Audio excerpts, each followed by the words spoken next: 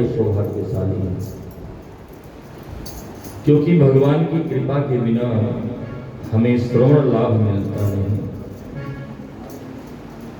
कहा गया है कि सब कुछ मिल सकता है, लेकिन भगवान की कृपा और संतों की संगति, ये भगवान की कृपा के बिना नहीं मिल सकता है। तो ये भगवत कृपा ही है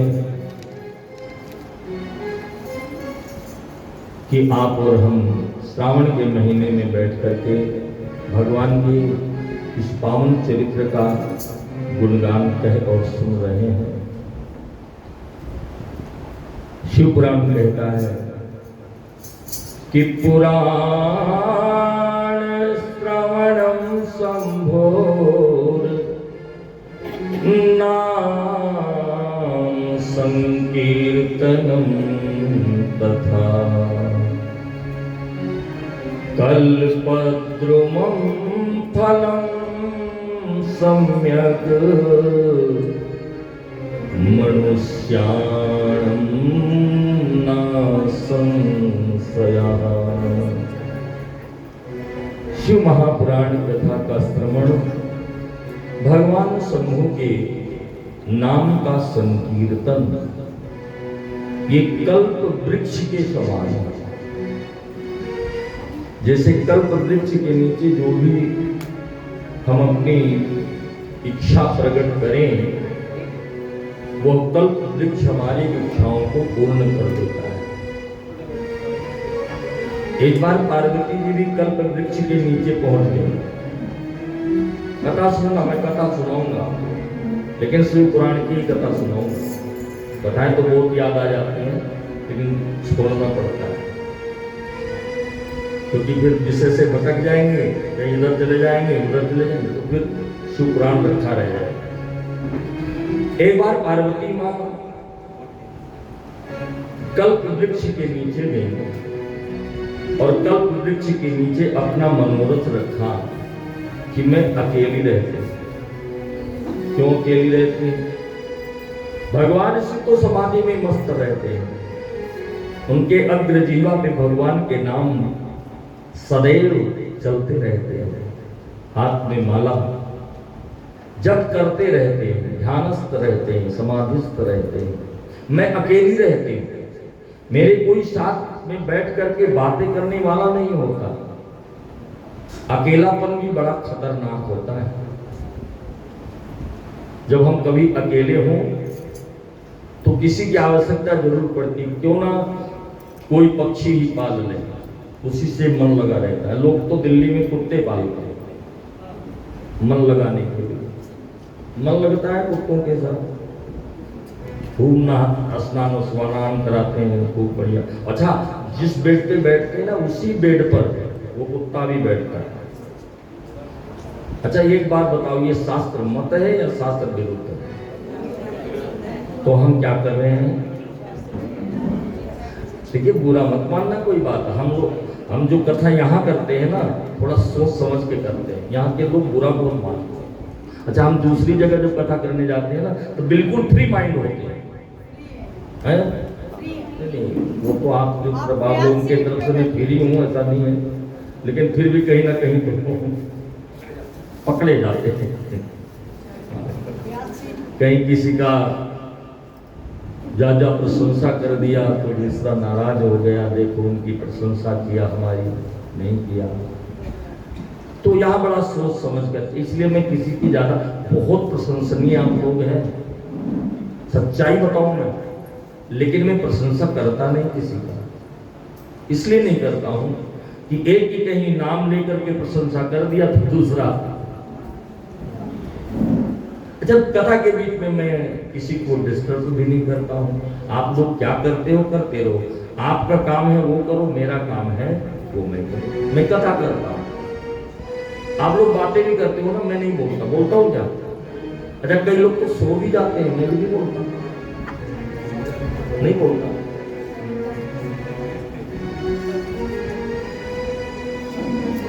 नहीं बोलता। तो अब ये शास्त्र मत नहीं है। कुत्ता यदि स्पर्श हो जाए शास्त्र कहता है पुनः आचमन करके, स्नान करके फिर आप किसी कर्म के योग्य रह जाते हैं। कुत्ता का स्पर्श होना भी हमारे शास्त्र के विरुद्ध है। पालो, पालना कोई बुराई नहीं है, कुत्ता वफादार होता है इसलिए लोग पालते हैं। अच्छा, बिल्ली भी लोग पालते हैं, लेकिन बिल्ली नहीं पालनी चाहिए, शास्त्र में ऐसा लिखा हुआ है। आप लोग विदेश से आए हो ना, वहां तो बिल्लियां खूब पालते हैं लोग, है ना। बिल्ली नहीं पालनी चाहिए। क्यों? कुत्ता पालना चाहिए, अपवित्र है फिर भी कुत्ता पालना चाहिए, क्योंकि वो बड़ा वफादार होता है इसलिए पालते हैं। लेकिन बिल्ली इसलिए नहीं पालनी चाहिए कि बिल्ली कहती है कि मेरा स्वामी अंधा हो जाए, मैं इसके थाली में बैठ करके खाऊं। बिल्ली देखना आपकी थाली में बहुत बढ़िया से खाती है, और वो यही चाहती है कि मेरा स्वामी अंधा हो जाए, फिर मैं जो चाहूं वो खाऊं। और कुत्ता कहता है कि मेरे स्वामी का परिवार खूब बढ़े, मेरे स्वामी का परिवार खूब बढ़े, ताकि परिवार बढ़ेगा तो जब वो भोजन करेगा, यहाँ तो दिल्ली में लागू नहीं है लेकिन हम लोगों के गांव में आज भी लागू है। जब हम भोजन करते हैं तो उस गाय के लिए, कुत्ते के लिए निकाल करके रख देते हैं। कोई भी हो, ये बात जरूरी नहीं कि पंडित ही करते हैं, कोई भी गांव में अब भी लोग करते हैं। और वो ले जाकर के टुकड़ा जब भोजन कर लेंगे ले जाकर के कुत्ते को खिलाते हैं। तो कुत्ता कहता है कि जितना परिवार होगा जब भोजन करेगा वो मुझे एक टुकड़ा देगा, अगर 10 परिवार हैं 10 टुकड़े दिए तो मेरा पेट भर जाएगा। इसलिए कुत्ता लोग पालते हैं। पालना अच्छा है, बुरा नहीं है, लेकिन उनके साथ जो हमारा प्रेम है ना, प्रेम करो, प्रेम का भी एक सीमा है, करो।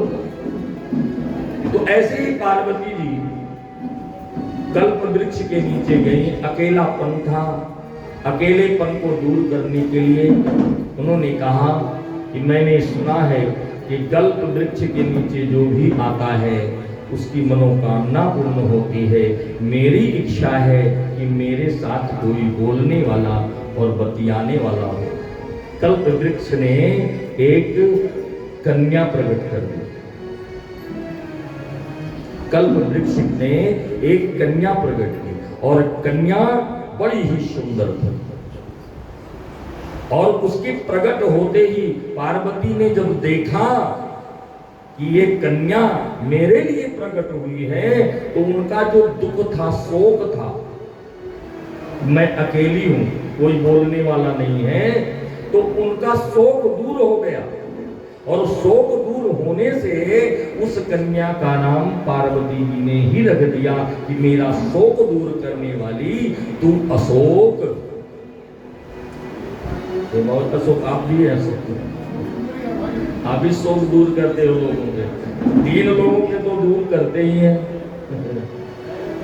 3 लोग वहां बैठते हैं, हमारे बत्रा जी सबको कहानियां सुना के, चुटकुले सुना करके उनके दुख दूर कर देते हैं। हम भी बैठ जाते हैं, हम भी सुनते हैं बावजूद नहीं सुनते, बड़े प्यार से सुनते हैं। और मैं कहता भी हूँ कि आपकी मैं यहाँ सुनता हूँ और मेरी बारी आएगी मैं भी सुनाऊंगा। ये माताएं बहनें हमें कहती हैं गाओ ना पंडित जी, आप बहुत बढ़िया गाते हो। कहते हो नहीं कहते हो, लेकिन मैं क्या कहता हूँ, आप लोग गाओ ना, हम सुने, जब हमारी बारी आएगी हम सुनाएंगे। अभी तो आपकी बारी है, आप लोग सुनो, हम सुनेंगे। कहता हूँ माता जी नहीं कहते। एक अंता माता सो गई, कल तो सो रही थी, कल सो रही थी, मैंने देखा था पर बोला नहीं। नींद आती है कथा में, बड़ी प्यारी नींद आती है, पर श्रोताओं को आती है, वक्ताओं को नहीं आती है। अच्छा, वक्ता बेचारा क्या करे, अगर वो सो जाए तो फिर कथा कौन करेगा। जब वक्ता को ये बात बिल्कुल पक्की होती कि उसको 4 घंटे बैठना ही बैठना है, अच्छा तब बैठे हैं तो कुछ सुनाए ही। हाँ, बैठे हैं तो सुनाना पड़ेगा ही। श्रोताओं को भी यही सोचना चाहिए कि हम 4 घंटे के लिए बैठ गए हैं, तो फिर हम क्या करेंगे बताओ? अगर आप बाहर मन को ले जाओगे तो भी कुछ होने वाला नहीं है, बैठे तो यही रहोगे। जब बैठे ही हो तो कथा ही सुनो, मजबूरी में चाहे सुन लो तो कथा ही सुनो, क्योंकि ये समय बार बार थोड़ी आएगा, ये तो समय मिला है हमें, उस समय का सदुपयोग किया जाए। तो शोक दूर करने वाले का नाम अशोक। और वो कन्या इतनी सुंदर थी, इतनी सुंदर थी कि उसके हाथ पे लाल लाल गुलाबी रंग के थे, बिल्कुल कपूर के समान गोरी थी। और उसके नैन नक्श इतने बढ़िया, जैसे कमल का फूल हो वैसा नेत्र था। इतनी सुंदर कन्या को देख करके पार्वती जी ने कहा, मेरा शोक दूर करने वाली अशोक तू बड़ी सुंदरी है, इसलिए उसका नाम पड़ गया अशोक सुंदरी। बोलिए अशोक सुंदरी महारानी की। ये मां पार्वती की पुत्री। जब मां पार्वती की पुत्री हो तो भी शिव की पुत्री कहलाएगी, और शिव की हो तो भी पार्वती की कहलाएगी। इसलिए शिव और पार्वती की पुत्री हुई अशोक सुंदरी। अच्छा, आज कौन सा दिन है? आज नाग पंचमी। यहाँ दिल्ली में तो नहीं मनाते हैं ज्यादा, हम लोगों के यहाँ गुड़िया मनाते हैं। मनाते हैं आपके यहाँ गुड़िया? पीटते थे हम बचपन में, आप नहीं पीटे? नहीं पीटे कभी? तब क्या किया? बहन बेटियां कपड़े की छोटी छोटी गुड़िया बनावे, और वो छोटी छोटी गुड़िया बना करके एक डलिया में रख करके वो सारी गांव की जो भी होती थी बहनें बेटियां सब लेकर के आती थी, और वो गुड़िया से मारती थी, उसी गुड़िया से मारती थी लड़कों को। तो लड़के बांस का लंबा लंबा डंडा काट करके रखते थे, और जब वो डालती थी तो वो उसी गुड़िया को मारते थे, पीटते थे, और फिर बाद में जाकर के नाग की पूजा करते हैं। पंच नागों की पूजा बताई गई है आज के दिन। और ये पंच नाग कौन से हैं आप जानते हो?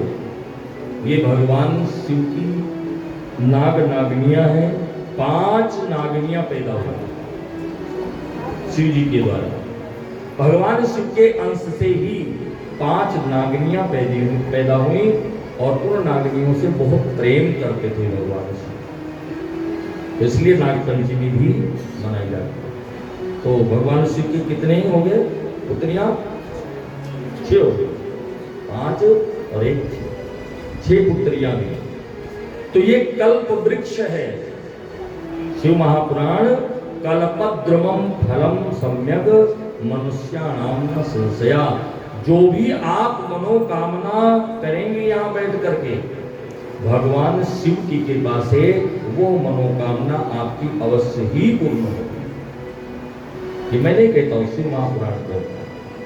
देखिए पहले के जो युग थे, सतयुग थे, द्वापर थे, त्रेता थे, इनमें बड़ी कठिन तपस्या करनी पड़ती है, बहुत तपस्या करनी पड़ती है, तब जाकर के फल की प्राप्ति होती है।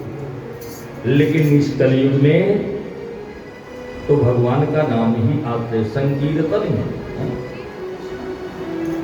कलयुग केवल नाम, इसलिए कहा है कि सतयुग में हरि ध्यान से रीझे, सतयुग में हरि ध्यान से रीझे, त्रेता युग में यज्ञ किए से, सतयुग में हरि ध्यान से त्रेता युग में यज्ञ किए से, सतयुग में हरि ध्यान से रीझे, त्रेता युग में यज्ञ किए से, सतयुग में हरि ध्यान से रीझे, त्रेता युग में यज्ञ किए से, संतुष्ट हो प्रभु जी विद्वत पूजा अर्घ दिए से, प्रभु विद्वत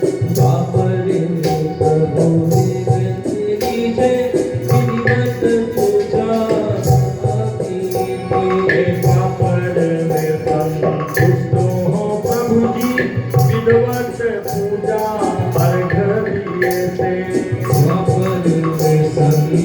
हो प्रभु जी विधिवत पूजा भक्ति से।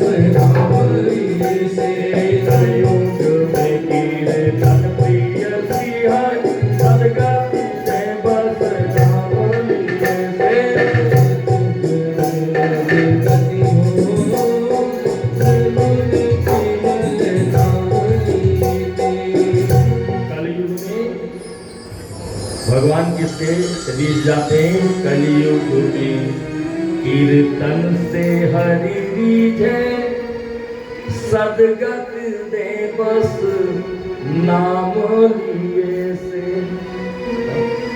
कलियुग में कीर्तन, कीर्तन क्या होता है?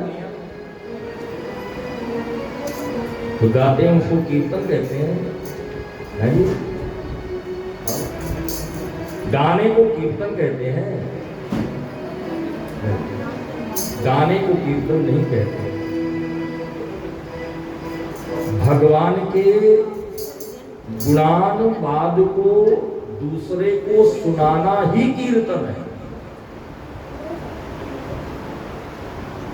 एक सुना रहा है, एक सुन रहा है, उसको कीर्तन कहते हैं। एक सुनाए और एक सुने, उसको कीर्तन कहते हैं।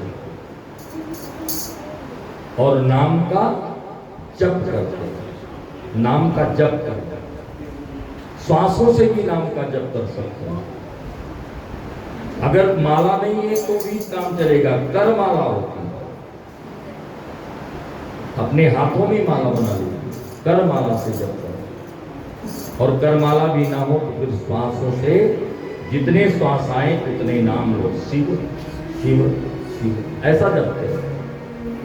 तो भगवान की कृपा नाम, गुण और धाम में, इसमें है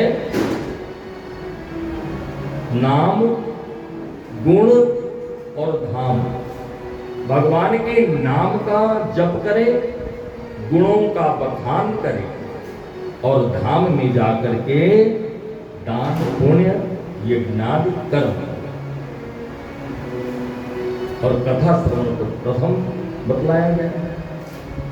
कथा श्रवण लाभ ने तो नाम में बहुत बड़ी शक्ति है। नाम से कौन कौन से भक्त करे। कल की कथा में आपने श्रवण किया कि मृगंड ऋषि के यहाँ पुत्र की उत्पत्ति हुई, जो तपस्या करके प्राप्त हुई। और उस पुत्र की प्राप्ति पर मृगंड ऋषि ने, पति पत्नी दोनों ने विधिवत संस्कार किए। जात संस्कार होता है, नामकरण संस्कार होता है, अन्नप्रशान संस्कार होता है, सब बच्चों के संस्कार हैं। सारे संस्कार किए और भूप ब्राह्मणों को दान लुटाया, दान दिया, याचकों को भी, भिखारियों को भी दान दिया। बहुत प्रसन्न है दंपति। लेकिन मृगंड ऋषि अपने बालक को बुला करके उसको शिक्षा देते हैं। क्या शिक्षा देते हैं? बेटा, भगवान शिव यदि चाहें तो कर्म की रेखा बदलने में समर्थ है। परमात्मा शिव हमारे कर्मों की रेखाओं को बदल देता है। इसलिए बेटा, तू भगवान शिव के चरणों का आश्रय ले। तू जा शिवालय में और शिव का पूजन कर। मार्कंडेय ऋषि के मन में ऐसा घर बना लिया कि शिव से बड़ा दूजा कोई देव नहीं है, शिव तो महादेव है। और ऐसा भी नहीं है कि भगवान शिव जो पूजा करे उसकी सुने, जो पूजा ना करे उसकी ना सुने, ना। परमात्मा शिव तो उदार के देवता है, उदारता भरी हुई, वो तो सबकी सुनते हैं। इसलिए तो कहते भोले सुनते हैं सबकी, भोले सुनते हैं सबकी, तू भी बोल। शिवालय न छोड़, शिवालय न छोड़, शिवालय न छोड़, शिवालय न छोड़। ओ भोले सुनते हैं सबकी, भोले सुनते हैं सबकी, तू भी बोल। शिवालय न छोड़, शिवालय न छोड़, शिवालय न छोड़, शिवालय न छोड़। जय हो भोलेनाथ की।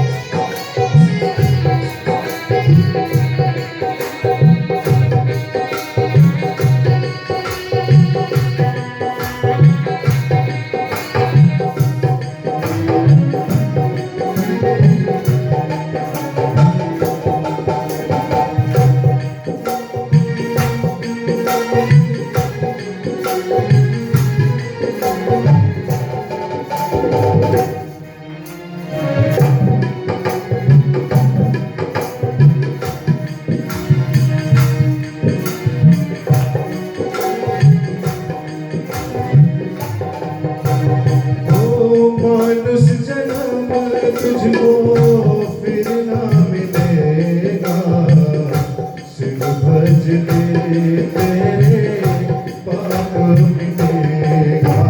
हर भोले, हर भोले, हर भोले। मानुष जन्म तुझको फिर ना मिलेगा, शिव भजने तेरे पाप मिटेगा। जो तू पाप मिटाना चाहे, मन को टटोल, शिव हरि बोल। मन को टटोल, शिव हरि बोल। हो भोले सुनते हैं सबकी, भोले सुनते हैं सबकी, तू भी बोल। शिवालय न छोड़, शिवालय न छोड़, शिवालय न छोड़, शिवालय न छोड़।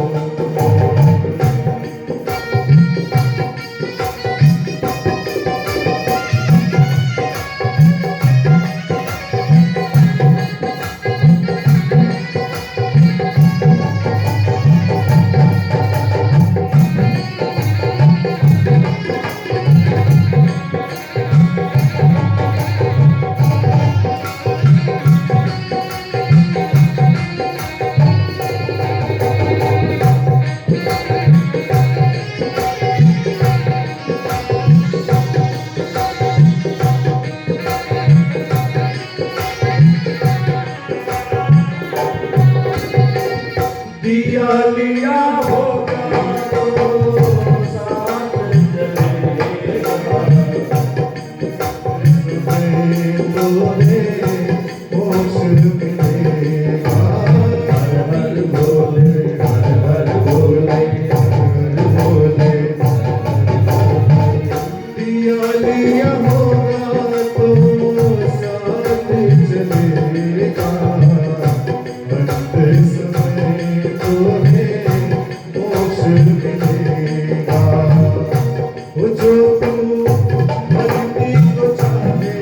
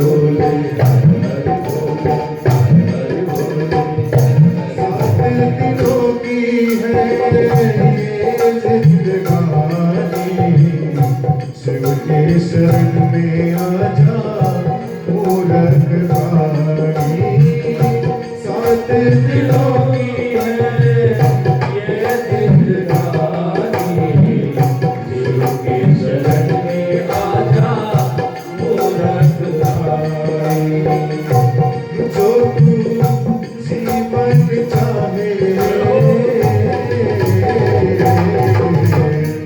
प्रभु हाथ जोड़ शिव हरि बोल प्रभु हाथ जोड़ शिव हरि बोल भोले सुनते हैं सबकी भोले सुनते हैं सबकी तू भी बोल शिवालय न छोड़ शिवालय न छोड़ शिवालय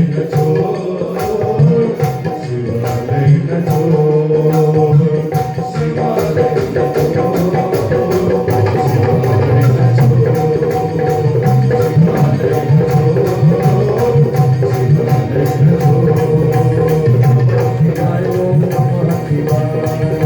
शिवालय न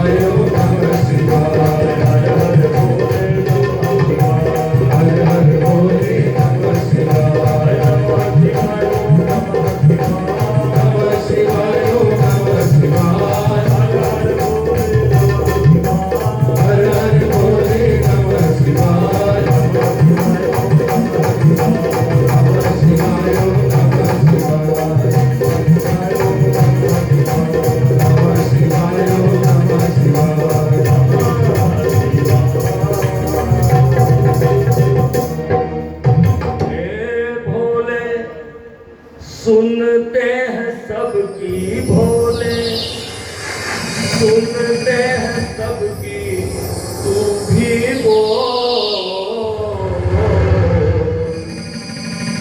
शिवालय न छोड़ शिवालय न छोड़। इस प्रकार से मृकंड ऋषि ने अपने पुत्र मार्कंडेय को कहा कि बेटा तू शिव की आराधना कर, शिव की पूजा कर और शिव नाम का आश्रय ले। अब तो वो 5 वर्ष का बालक नित्य व्रत मंदिर जावे और भगवान को विविध प्रकार के वस्तुओं से भगवान शिव की आराधना करे और जप करे। कौन सा मंत्र दिया मृकंड ऋषि ने अपने पुत्र को? क्योंकि मृकंड ऋषि ये बात जानते हैं कि इसकी आयु केवल 5 वर्ष है। मार्कंडेय को नहीं पता है, उस बच्चे को नहीं पता है कि मेरी आयु कितनी है, लेकिन पिता के उपदेश से वह बालक भगवान शिव की आराधना करता है, महामृत्युंजय मंत्र का जप करता है। महामृत्युंजय आप लोग जानते हैं, त्र्यंबकं यजामहे सुगंधिं पुष्टिवर्धनम् उर्वारुकमिव बन्धनात् मृत्योर्मोक्षीयमामृतात्। ये क्या है? जोर से बोलो। नहीं, ये मृत्युंजय, बिल्कुल सही कहा। ये मृत्युंजय, महामृत्युंजय में संपूर्ण लगता है उसको। ओम भूर्भुवः स्वः ओम ह्रौं जूं सः ओम त्र्यंबकं यजामहे सुगंधिं पुष्टिवर्धनम् उर्वारुकमिव बन्धनात् मृत्योर्मोक्षीयमामृतात्। ओम सः भुवः भूः सः ओम जूं सः ओम। ये महामंत्र। अच्छा, इतना बड़ा मंत्र जपने के लिए जिसके पास समय ना हो वो महामृत्युंजय ही जप कर सकता है। और बहुत ज्यादा समय की दिक्कत हो तो एक लघु मृत्युंजय, ओम ओम जूं सत, इतना जप करें, इसको कहते हैं लघु मृत्युंजय। इस प्रकार से मंत्र जप करें और विभिन्न पत्र पुष्पों से भगवान शिव की आराधना करते हैं। करते करते समय बीत गया, 4 वर्ष बीत चुके हैं, 1 वर्ष रह गया। मृगन ऋषि ने अपने पुत्र को आज बिठा करके कहा, बेटा सुन, भगवान शिव से हित करने वाला देवता कोई और नहीं है, इसलिए बेटा तेरे मन में और कोई देव हो या ना हो, लेकिन महादेव को कभी मत छोड़ना। उस बालक ने कहा, पिताजी मैं रोज पूजा करता हूं, मैं रोज अर्चना करता हूं। पिताजी ने कहा, ठीक है बेटा, लेकिन पूजा अर्चना करना ही पर्याप्त नहीं है, उसके साथ में आपकी श्रद्धा जुड़ी होती है, उसके साथ में आपका प्रेम जुड़ा होता है, उसके साथ में आपका वस्तु जुड़ी होती है। वस्तु में कोई कमी ना रहे, इसलिए वस्तु का ध्यान पूर्वक चढ़ाना चाहिए। हाँ, हम लोग ध्यान नहीं देते हैं। चावल चढ़ना चाहिए भगवान शिव को, चावल चढ़ा हुआ तो फायदा क्यों नहीं पूरा मिलता है? मिलता है फायदा उसका भी, लेकिन इसलिए नहीं मिलता है क्योंकि हम जो शास्त्रों में बताए गए हैं ना, चावल ऐसे चढ़ाना चाहिए, हम नहीं चढ़ाते। क्या करते हैं? कौन सा चावल चढ़ाना चाहिए? जो अखंडित हो। प्रयास करें कि धान लेकर के आए और धान को ला करके अपने नखून से उसकी भूसी को उतारें, उसमें से एक कोना भी नहीं झड़ेगा, फिर वो अखंडित होगा।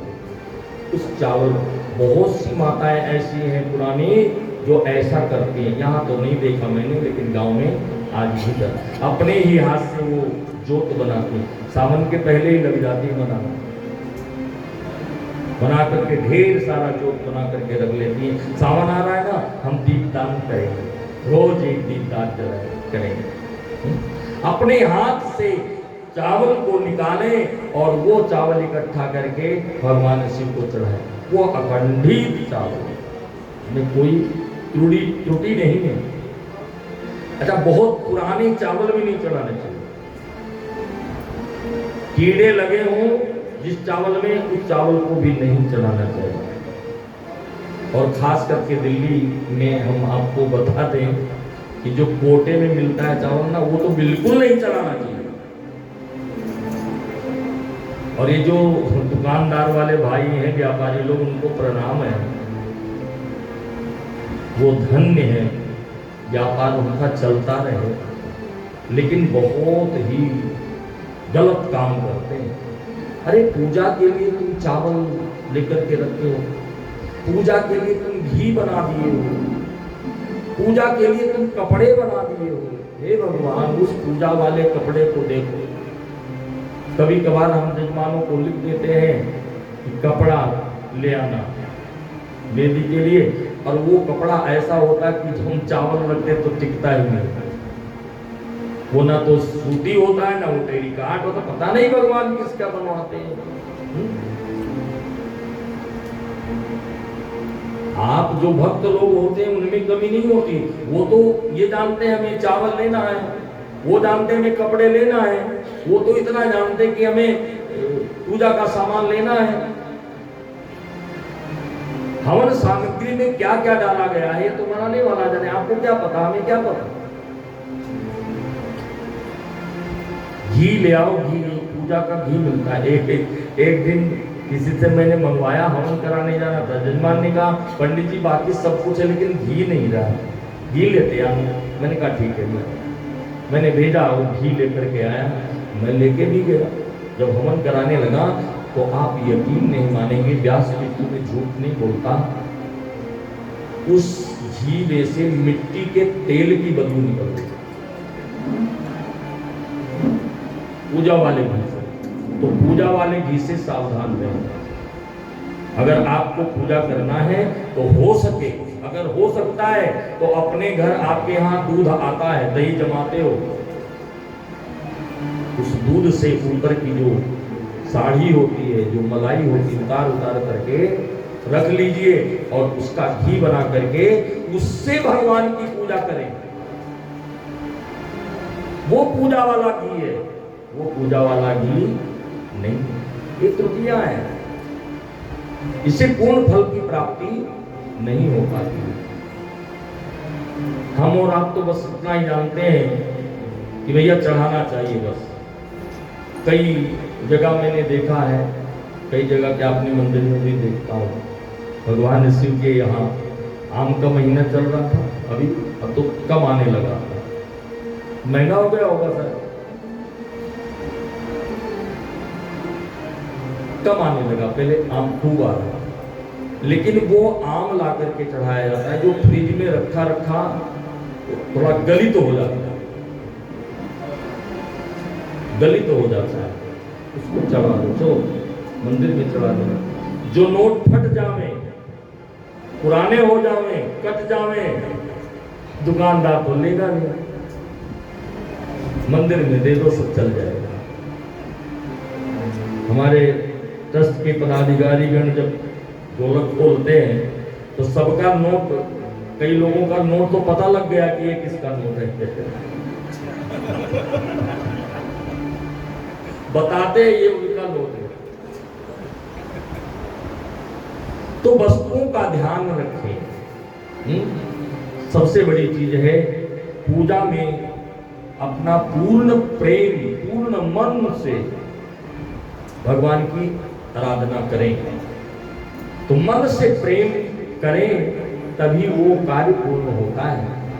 अच्छा, समाज में जब मन से प्रेम नहीं करते हो ना, केवल दिखावा करते हो, तो समाज के लोग भी जान जाते हैं कि वास्तव में हमें प्रेम करता नहीं है या करती नहीं है, ये दिखावे के लिए कर रही है,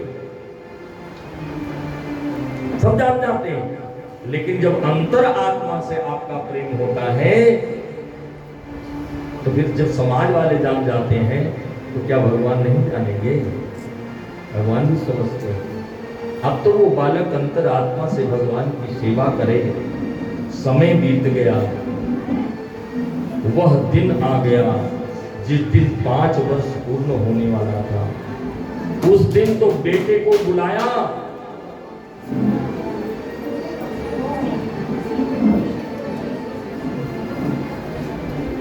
नमः शिवाय ओम नमः शिवाय, नमः शिवाय ओम नमः शिवाय,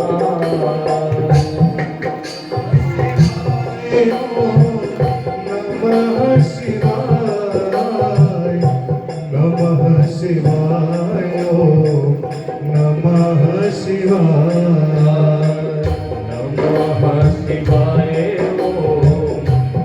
नमः शिवाय, नमः शिवाय ओम नमः शिवाय, हर हर भोले नमः शिवाय, हर हर भोले नमः शिवाय, नमः शिवाय ओम नमः शिवाय, नमः शिवाय ओम नमः शिवाय, हर हर भोले नमः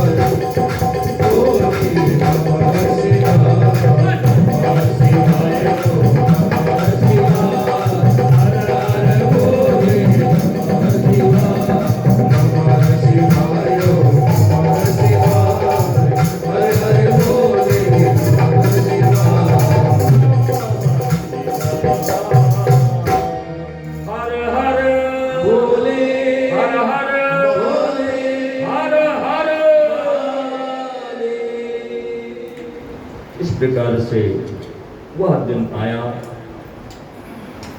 जिस दिन 5 वर्ष पूर्ण हो रहे थे। मृकंड ऋषि ने कहा, बेटा आज तू सारा दिन सारी रात केवल तू शिव की शरण में रहेगा, तू शिवालय से बाहर नहीं निकलेगा। बच्चे को पता नहीं है ये सब बात, केवल मृकंड ऋषि जान रहे बात। अब तो बालक प्रातः काल ही हुआ और शिवालय गया और शिवालय में बैठ करके भगवान शिव की आराधना करता है। कहते हैं समय पूर्ण हुआ, वहां यम के दूत आए और यमदूत जब आए तो बालक ने आंखें खोला तो यमदूतों को देखा। वह बालक उनके भयानक स्वरूपों को देख करके डर गया और जैसे डरा, डर करके वहां तो और कोई था नहीं, उसके हृदय में श्रद्धा थी, विश्वास था कि और कोई नहीं है लेकिन मेरे भोलेनाथ तो है ना। डर करके जाकर के शिवलिंग को पकड़ लिया, कहा भोलेनाथ बचाओ। ऐसे भयानक यमदूतों को देखकर और जैसे आर्त भाव से उस बालक ने महादेव को पुकारा है, हे महादेव, हे महादेव, हे महादेव, रक्षा करें, रक्षा करें, रक्षा करें। इतना कहने पर ही महादेव प्रकट हो गए, हाथ में त्रिशूल लिए हैं और क्रोध से आंखें लाल हैं और यमदूतों की तरफ दौड़े। यमदूत भागे। अरे तुम कौन हो और तुम यहां क्या कर रहे हो? त्राहि माम शरणागतम त्राहि माम महादेव, हम यमराज के दूत हैं और यमराज ने हमें भेजा है कि इस बालक के प्राण निकाल करके ले आओ, प्राण निकाल के ले आओ। क्यों? अब ये तो बात यमराज ही जाने, हम तो प्रभु सेवक हैं, ये तो वही बता सकते हैं। यमराज को बुलाओ। यमराज आगे,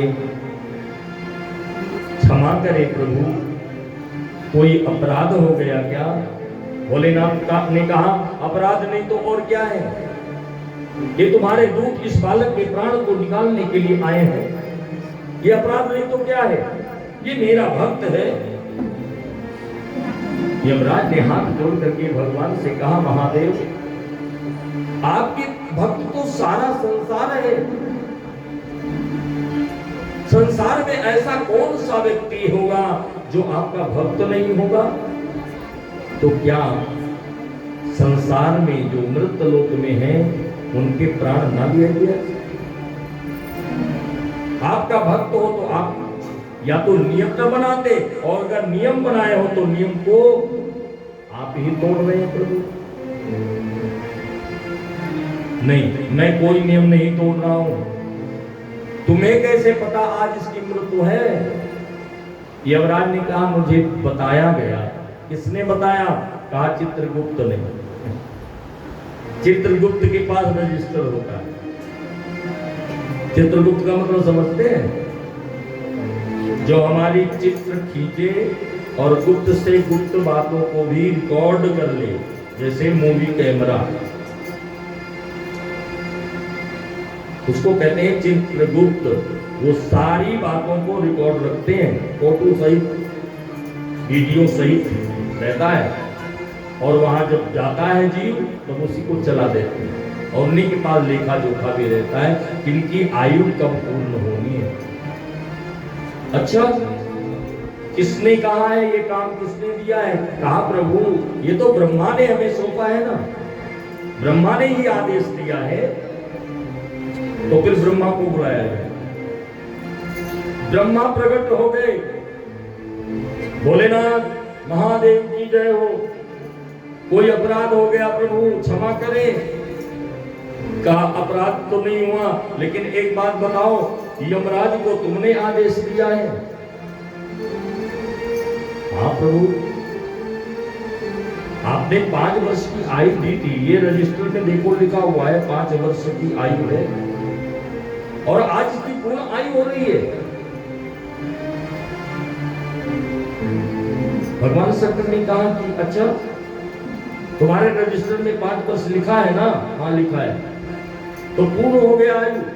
हाँ पूर्ण हो गया। तो एक बात बताओ, तुम गणित पढ़े हो या नहीं? मैथ पढ़े हो नहीं?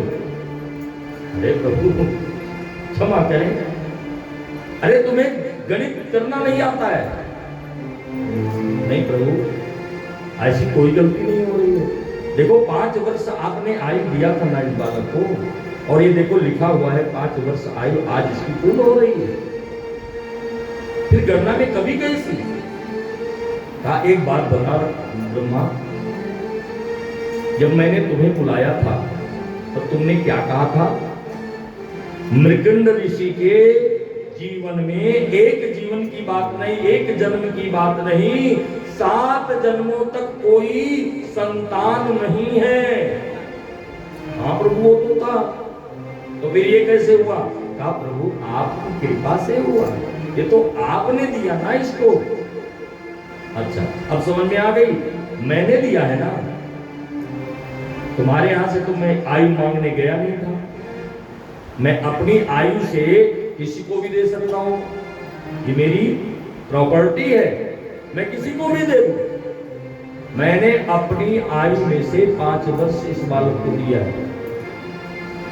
अब गणना कर लो, गणना के लिए कहा गया तो हमारे यहां देखिए एक कला होती है, विकला होती है, अंश होता है, काष्ठा होती है, मुहूर्त होता है, फिर वार होता है, सप्ताह होता है, और फिर पक्ष होता है, फिर माह होता है।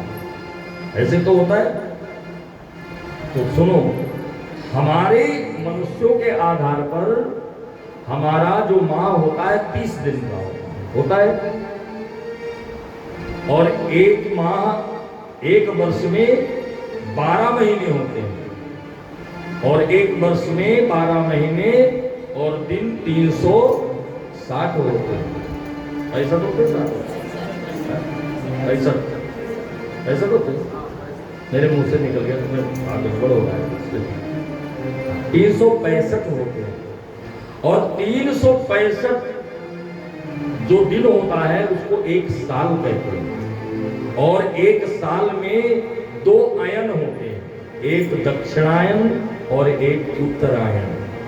ठीक है, जब सूर्य उत्तर में आ जाते हैं तो उत्तरायण कहते हैं, सूर्य दक्षिण में चले जाते हैं तो दक्षिणायन कहते हैं। इन दोनों को अयन कहते हैं, और ये दोनों अयन मिलकर के देवताओं का एक दिन बनता है। कितना? हाँ जी, दिन और रात। जो उत्तरायण है वो दिन है, और जो दक्षिणायन है वह रात्रि है देवताओं की। और जो हमारे युगों की अवधि है, उन 4 युगों को जब 4 युग हमारे 72 बार घूमते हैं, कितने? 72 बार जब घूम जाता है तब उसको हम एक युग कहते हैं, महायुग। 4 युग तो है ही है, फिर महायुग कहलाता है। और महायुग जब 1000 बार घूमता है तब उसको एक कल्प कहते हैं। एक कल्प माने ब्रह्मा का 1 दिन और रात, समझना, ब्रह्मा का 1 दिन और रात्रि, एक कल्प। और एक कल्प में 14 मनवंतर होते हैं। मनवंतर माने एक मनवंतर में एक इंद्र रहता है, जैसे हमारे यहाँ प्रधानमंत्री 5 वर्ष रहता है, ठीक है। ऐसे ही इंद्र की पदवी है, जैसे यहाँ 5 वर्ष के बाद में आप बदल देते हो, ऐसे वहां भी है। ठीक है, एक मनवंतर में एक इंद्र रहता है और एक कल्प में 14 मनवंतर होते हैं, 14 इंद्र बदल जाते हैं। और जब 14 इंद्र बदल जाते हैं, एक कल्प जो होता है, जब ब्रह्मा का 100 वर्ष बीतता है तब एक सवन होता है। ध्यान देना बिल्कुल, एक सवन कहते हैं। और जब 3000 सवन बीतता है तब ब्रह्मा की आयु पूर्ण हो जाती है। ठीक है, एक कल्प होता है तो प्रलय होता है, प्रलय होता है जब कल्प बीतता है। ब्रह्मा की दिन रात पूर्ण होती है। दिन में ब्रह्मा सृष्टि करते हैं और रात में समाप्त कर देते हैं, तब वहां प्रलय होता है। लेकिन जब 3000 सवन बीत जाता है तब ब्रह्मा की आयु पूर्ण हो जाती है और उस समय महाप्रलय होता है, महाप्रलय हो जाता है। पर उसमें अंड पिंड और जो भी पृथ्वी आदि है ये सब बचते हैं। और जब ब्रह्मा की आयु पूर्ण हो जाती है तब भगवान विष्णु का एक दिन होता है, समझना। और भगवान विष्णु का जब 100 वर्ष पूर्ण हो जाते हैं तो भगवान शिव का एक दिन होता है। अब आयु ब्रह्मा तो लगा ले, इसकी कितनी आयु है? मैंने अपनी आयु में से इसको 5 वर्ष दिया है प्रभु, फिर ये तो अमर हो गया। अमर नहीं होगा तो क्या होगा? अरे सोने में से सोना निकालोगे तो सोना ही तो कहा जाएगा। जब अमरत्व में से अमरत्व निकला है तो अमर ही होगा ना। ये भगवान शिव अजर है और अमर है। अजर का मतलब समझते हैं? अजर जो कभी बुढ़ापा ना आए, हाँ, उसको अजर कहते हैं। और अमर कहते हैं जो कभी मृत्यु ना हो, उसको अमर कहते हैं। भगवान शिव ऐसे देवता हैं जो अजर है और अमर है। उस अजरता और अमरता में से 5 वर्ष दिया है मार्कंडेय ऋषि को, और वो आयु उनकी कितनी होगी, इसलिए उनको चिरंजीव कहा गया। इसकी आयु की कोई गणना न हो, उसको चिरंजीव कहते हैं। अमर के बराबर ही है। परमात्मा चाहे तो कुछ भी कर सकता है, लेकिन अमरता के बराबर ही है। अष्ट चिरंजीवों में मार्कंडेय ऋषि का नाम आता है। इस प्रकार से भगवान शिव की आराधना से मार्कंडेय ऋषि आयु पा गए। क्या पा गए? आयु।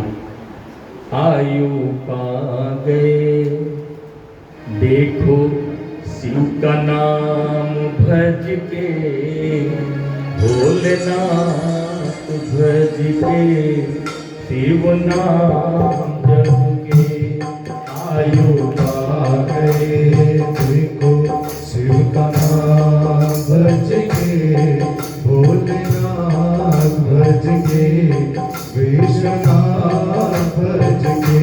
शिव को पा लिया, शिव को पा लिया, देखो हरि का नाम भज के, भोलेनाथ भज के, विश्वनाथ भज के। ब्रह्मा विष्णु इंद्र कहते ओम नाम प्यारा है। ब्रह्मा विष्णु इंद्र कहते ओम नाम प्यारा है। ब्रह्मा विष्णु इंद्र कहते ओम नाम प्यारा है। ब्रह्मा विष्णु इंद्र कहते ओम नाम प्यारा है। असुरों को मारा है, संतों को उबारा है। असुरों को मारा है, संत को उबारा है।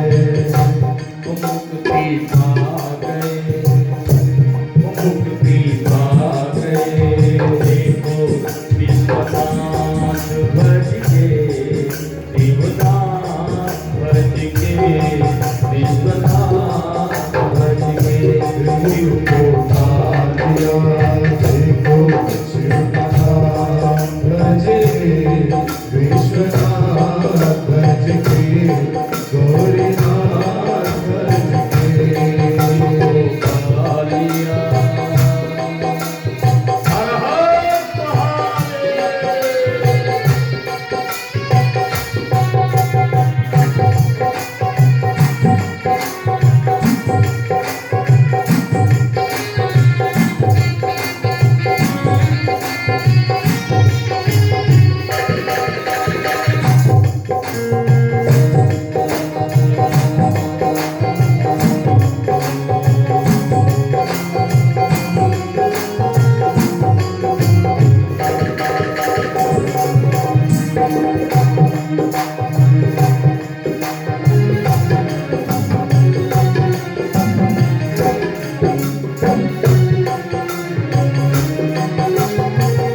कितना सुहाना देखो शिव नाम प्यारा है कितना सुहाना देखो शिव नाम प्यारा है कितना